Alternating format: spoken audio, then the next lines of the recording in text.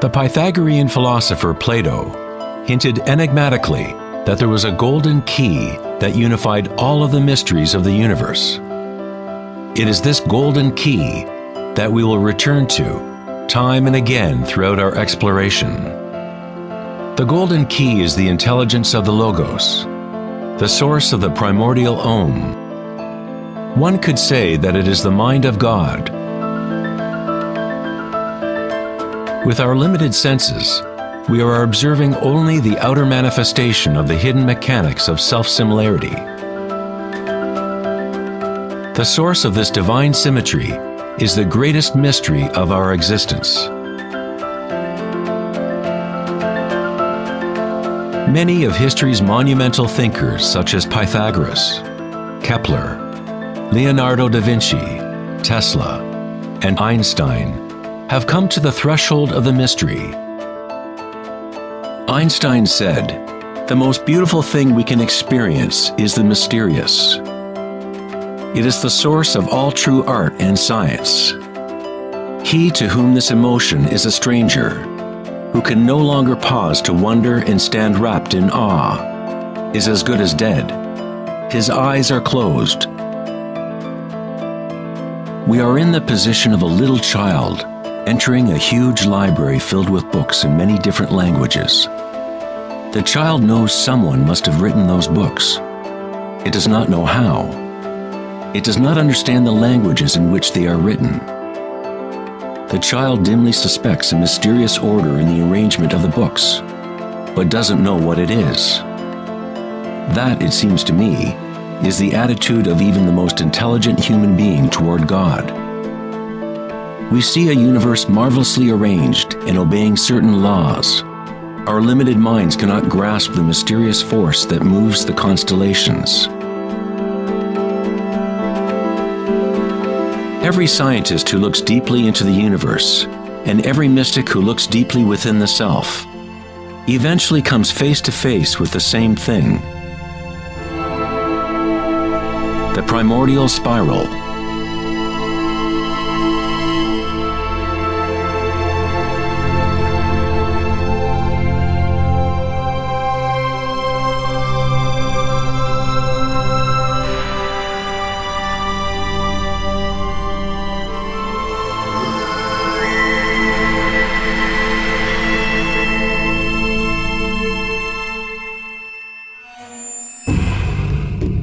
A 1,000 years before the creation of the ancient observatory at Stonehenge, the spiral was a predominant symbol on Earth. Ancient spirals can be found in all parts of the globe.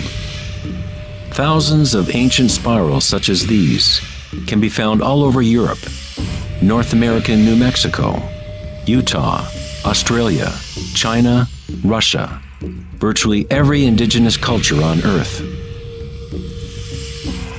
The ancient spirals symbolize growth, expansion, and cosmic energy embodied within the sun and the heavens. The spiral form is mirroring the macrocosm of the unfolding universe itself. In native traditions, the spiral was the energetic source, the primordial mother. The Neolithic spirals at Newgrange, Ireland date back 5,000 years.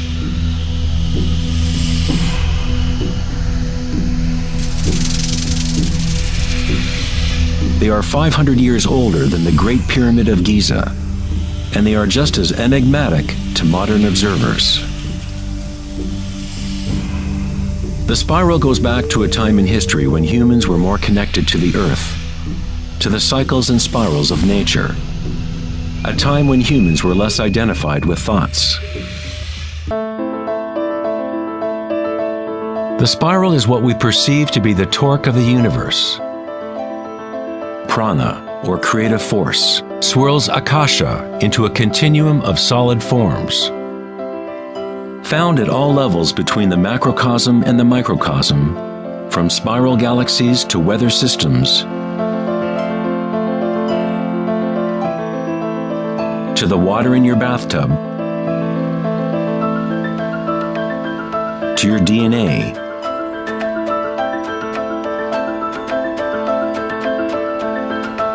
to the direct experience of your own energy.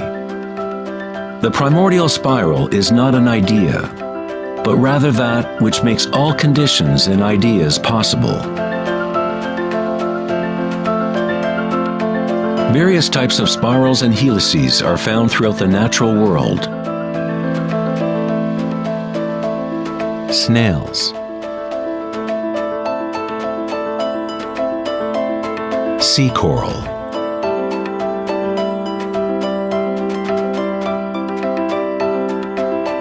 spiderwebs,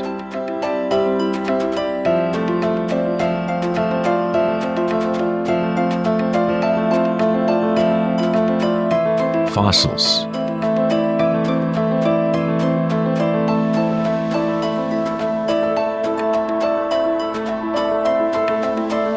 seahorses' tails,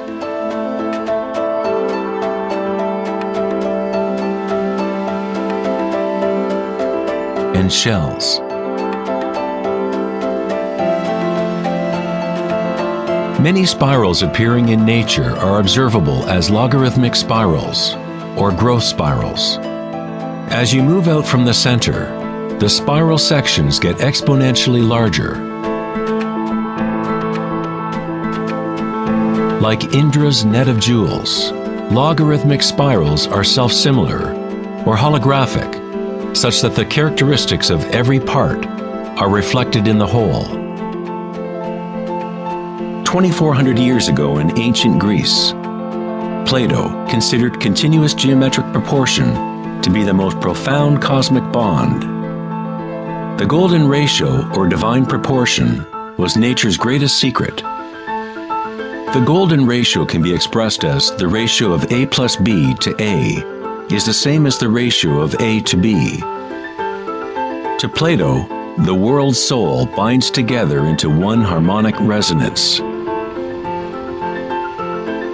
The same pentagonal pattern that exists in a starfish or in a slice of okra can be seen in the path of the planet Venus, traced in the night sky over an 8-year period.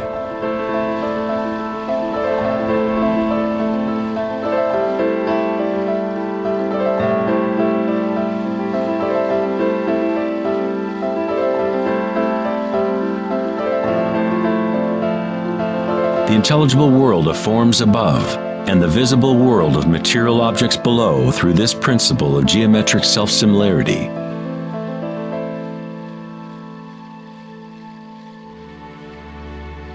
From the self-similar spiral patterns of the Romanesco broccoli to the arms of galaxies, logarithmic spirals are a ubiquitous and archetypal pattern.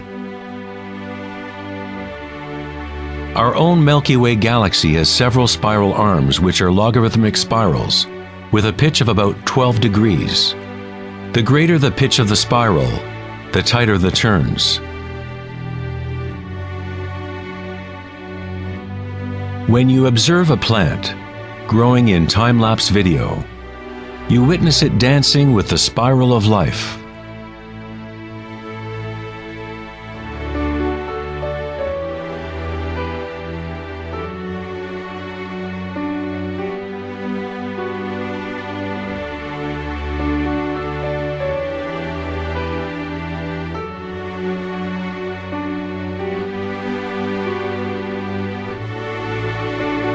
A golden spiral is a logarithmic spiral that grows outward by a factor of the golden ratio.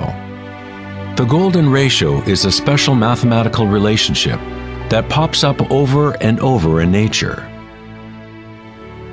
The pattern that is observable follows what is called the Fibonacci series, or Fibonacci sequence. The Fibonacci series unfolds such that each number is the sum of the previous two numbers. The German mathematician and astronomer Kepler discovered that self-similar spiral patterns are observable in the way leaves are arranged on stems of plants, or in the floret and petal arrangements of flowers. Leonardo da Vinci observed that the spacing of leaves was often in spiral patterns. These patterns are called phyllotaxis patterns, or leaf arrangement patterns.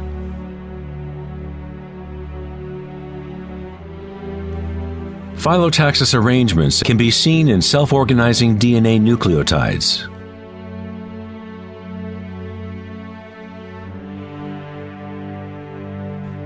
And in everything from the family trees of reproducing rabbits to pine cones, cacti, to snowflakes, and in simple organisms such as diatoms. Diatoms are one of the most common types of phytoplankton, single-celled organisms that provide food for countless species throughout the food chain.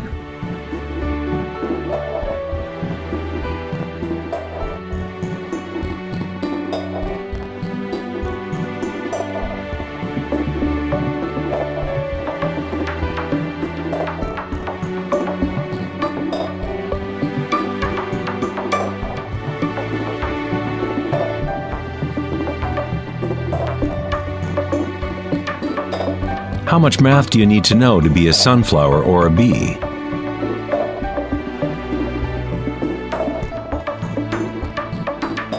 Nature doesn't consult the physics department to grow broccoli. The structuring in nature happens automatically. Scientists in the field of nanotechnology use the term self-assembly to describe the way complexes are formed, such as in the initial hexagonal phase of DNA formation. In nanotechnology engineering, carbon nanotubes are comprised of a similar arrangement of materials. Nature does this type of geometry over and over, effortlessly, automatically, without a calculator. Nature is precise and extremely efficient. According to the famous architect and author Buckminster Fuller, these patterns are a function of time-space. DNA and honeycomb are the shape that they are for the same reason a bubble is round. It is the most efficient shape, requiring the least amount of energy. Space itself has shape and allows only certain configurations for matter, always defaulting to what is most efficient. These patterns are the strongest and most efficient way to build architectural structures, such as geodesic domes.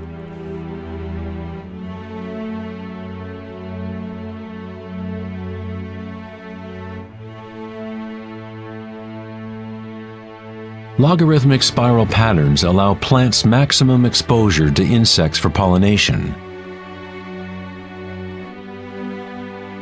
maximum exposure to sunlight and rain, and allow them to efficiently spiral water towards their roots. Birds of prey use the logarithmic spiral pattern to stalk their next meal. Flying in a spiral is the most efficient way to hunt.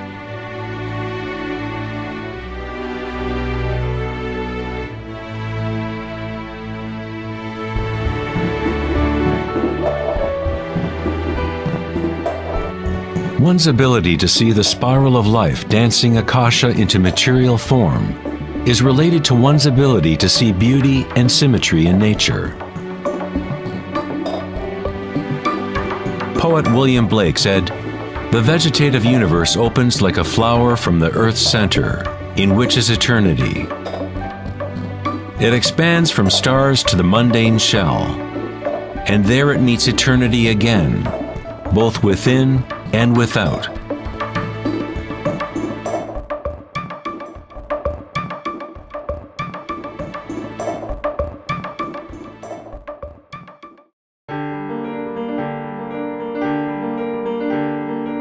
The study of patterns in nature is not something that is very familiar in the West.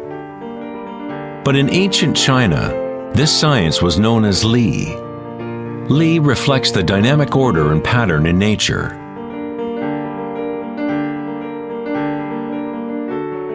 But it is not pattern thought of as something static, frozen, or unchanging, like a mosaic. It is dynamic pattern as embodied in all living things.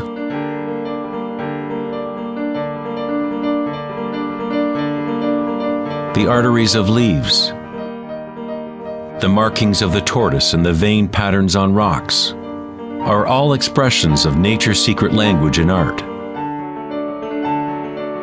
The labyrinth is one of many Li patterns. It is found in coral structures, mushrooms like the morel, cabbages, and in the human brain. The cellular pattern is another common form in nature. There are a myriad of different cellular structures, but all have a similar orderliness defined by their purpose and function.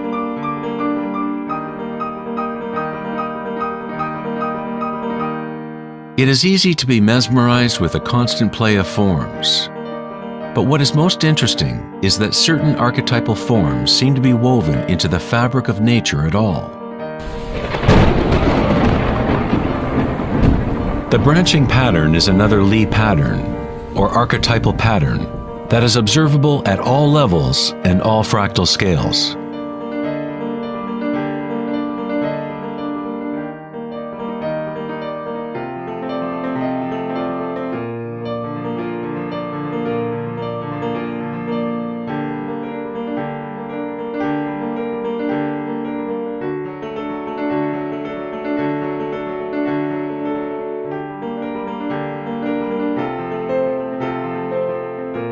Take, for example, this incredible image of a supercomputer simulation known as the Millennium Run, showing the distribution of dark matter in the local universe.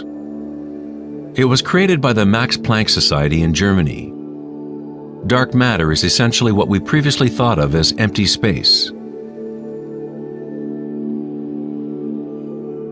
It is like an invisible nervous system that runs throughout the universe.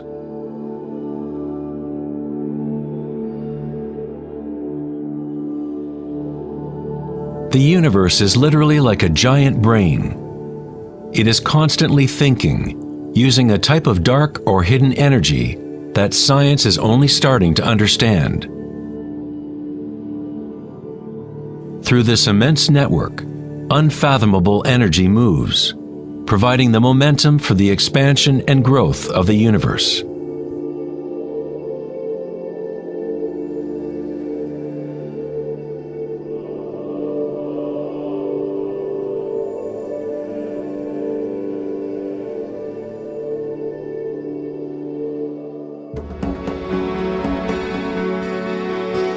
Nature creates branching patterns automatically when we set up the right conditions. Nature is an art-generating machine or a beauty-creating engine. Here, electricity is being used to grow silver crystal branches. The footage is time-lapsed as they grow over several hours. The crystals form on the aluminum cathode as ions are electrodeposited from a silver nitrate solution. The formation is self-organizing.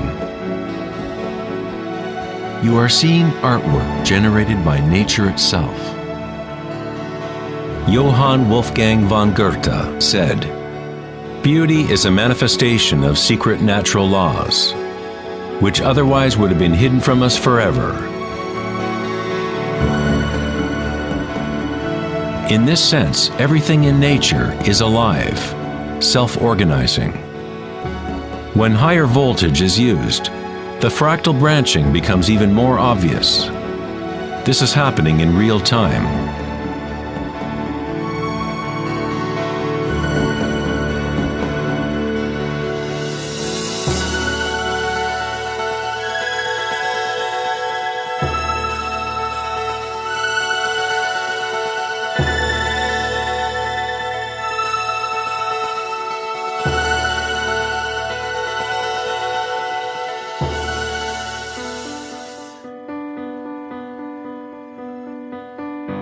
In the human body, tree-like structures and patterns are found throughout.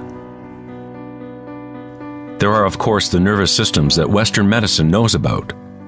But in Chinese, Ayurvedic, and Tibetan medicine, the energy meridians are a central component to understanding how the body functions. The nadis, or energy meridians, form tree-like structures. A post-mortem examination will not reveal the chakras or the nadis. But that does not mean they do not exist. You need to refine your tool that you use to look. You must first learn to quiet your own mind. Only then you will observe these things first within yourself. In electrical theory, the less resistance in a wire, the more easily it can carry energy. When you cultivate equanimity through meditation, it creates a state of non-resistance in your body. Prana, or chi, or inner energy, is simply your inner aliveness. What you feel when you bring your consciousness within the body.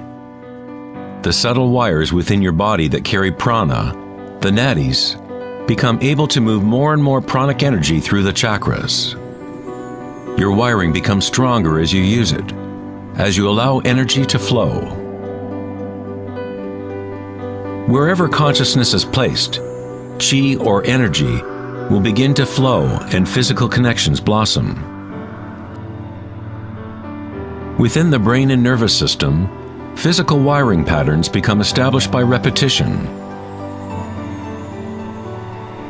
By continually placing your attention within and lowering resistance to the sensations you are experiencing, you increase your energetic capacity.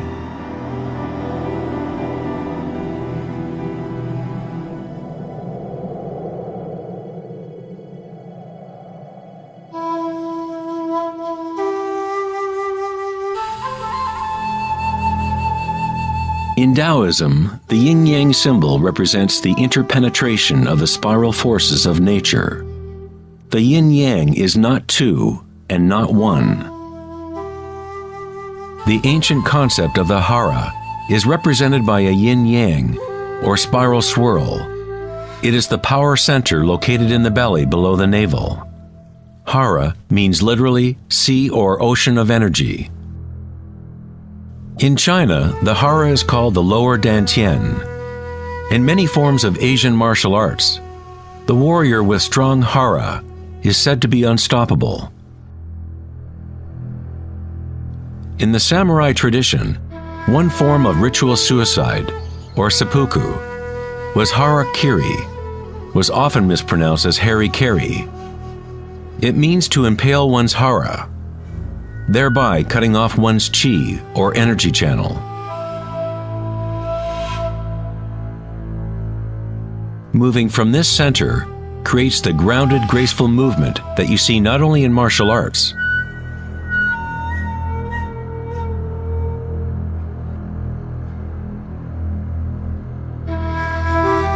but in great golfers, belly dancers,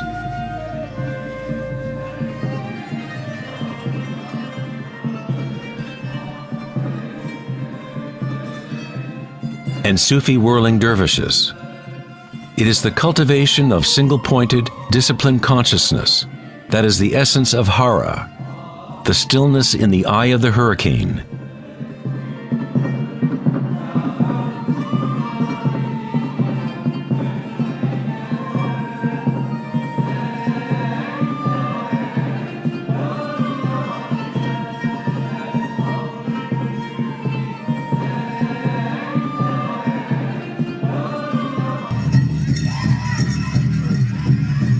It is the gut instinct and connection to one's energy source.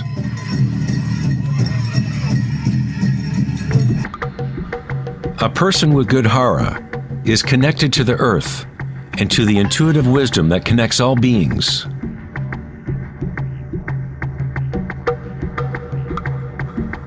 To think with your belly, hara dakanganase, is to tap into your inner wisdom.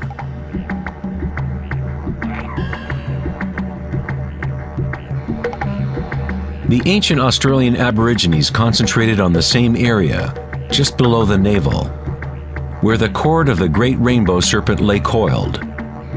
Again, a representation of the evolutionary energy in humankind. It is no accident that it is in the hara where new life begins.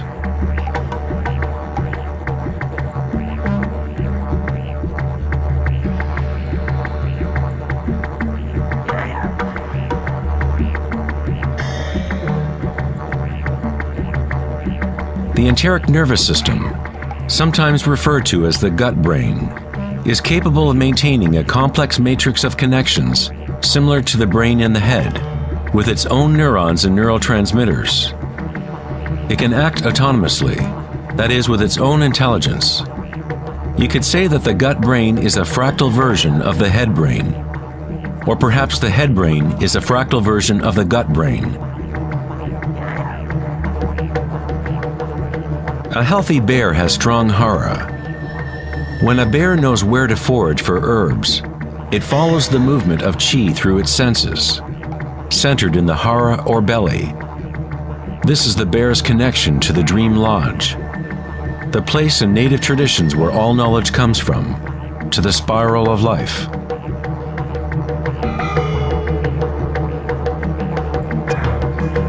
But how did ancient peoples know about the spiral, if modern science is just now starting to recognize its significance?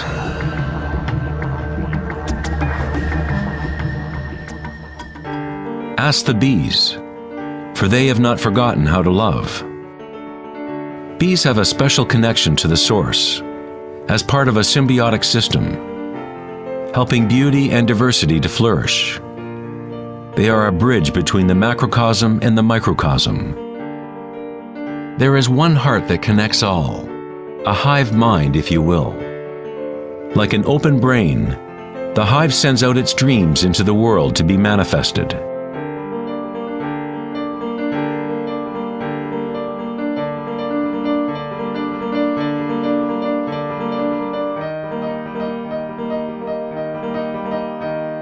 In nature, many creatures know how to act in unison, to move with one spirit, one direction.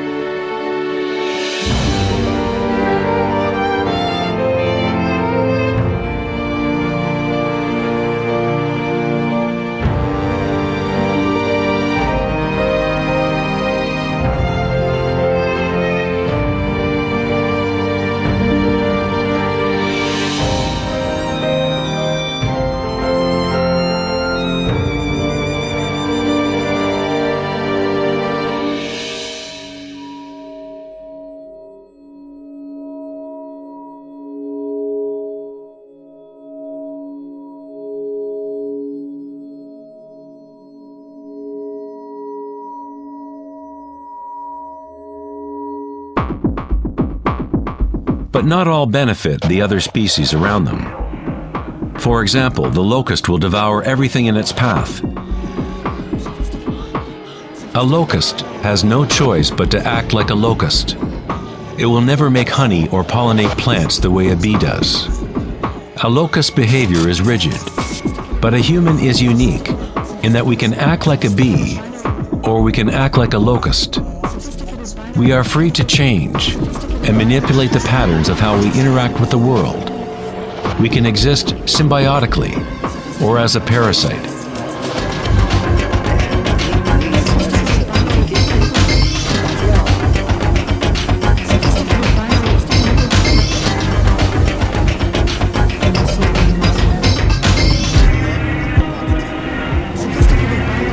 Today, humans try to understand the spiral with the rational mind. But it was never thinking that connected us to the spiral of life. Watch and fear. We have always been connected.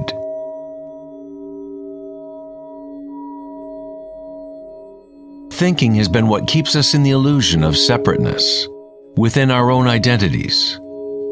Thinking is the creation of separateness, the experience of limitation. The more we align with thought, the more removed we become from the source.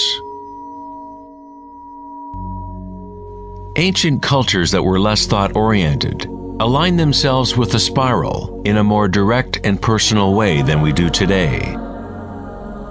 In ancient India, Kundalini is a representation of one's inner energy, which moves in snake-like or helix-like pattern up the spine. In the ancient yogic traditions of India, the inner worlds of people at that time were comparable to those of Hara-centered cultures. To balance the power of the spiral with the stillness of your witnessing consciousness is to align with your full evolutionary potential, to blossom into the unique multifaceted being you were designed to be. Ida, the feminine or moon channel, is connected to the right brain, and Pingala, the masculine or sun channel, connected to the left brain. When these two channels are in balance, energy flows up a third channel, Sushumna, along the center of the spine, energizing the chakras and unlocking one's full evolutionary potential. The word chakra is an ancient Sanskrit word meaning energy wheel. Kundalini is nothing less than the primordial spiral that dances your human life into existence. It is a different order of energy than we normally understand, like a bridge from gross matter to the most subtle energies. You are that bridge. Kundalini is not energy that can be forced by will, effort, and friction. It is analogous to growing a flower. All we can do as good gardeners is prepare the soil in proper conditions and let nature take its course.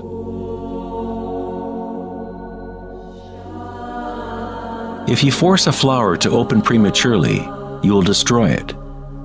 It grows with its own intelligence, with its own self-organizing direction.